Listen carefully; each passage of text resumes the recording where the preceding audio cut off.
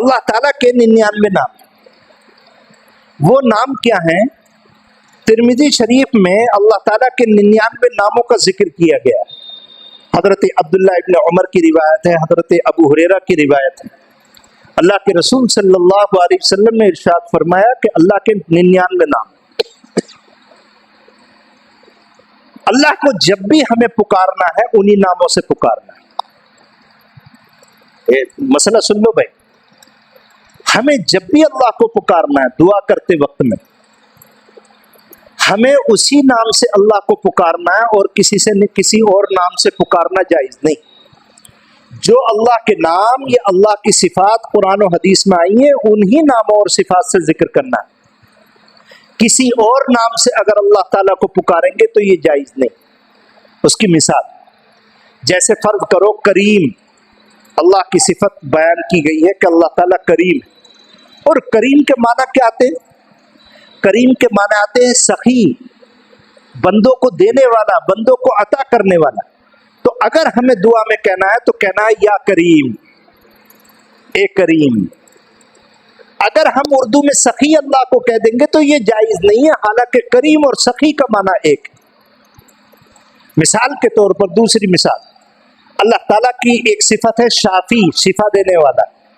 جب ہم بیمار ہوتے ہیں تو اللہ تعالیٰ ہمیں شفا عطا فرماتا ہے، اور جو محلے کا ڈاکٹر ہے جس کو عربی میں طبیب کہتے ہیں وہ بھی شفا دیتا ہے۔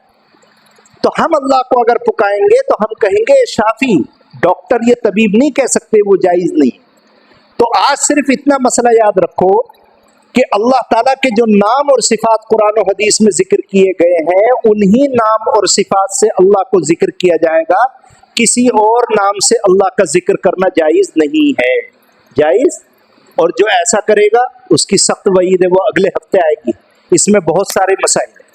اور ایک بات اور سن کے بعد ختم کرتے، حدیث شریف میں آتا ہے کہ جو شخص اللہ تعالیٰ کے 99 ناموں کو یاد کرے گا، جو شخص اللہ تعالیٰ کے 99 ناموں کو یاد کرے گا اس کے لیے 2 فائدے۔ نمبر 1، وہ 100% جنت میں جائے گا۔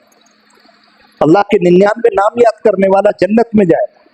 مجھے آج یاد نہیں رہا، میں انشاءاللہ اگلے ہفتے اگر مجھے یاد رہا تو میں سب کو وہ 99 نام لکھ کر کے دوں گا، اور سارے لوگ یاد کرنا۔ اس کے ناموں کو یاد کرنے کا طریقہ ہم بتائیں۔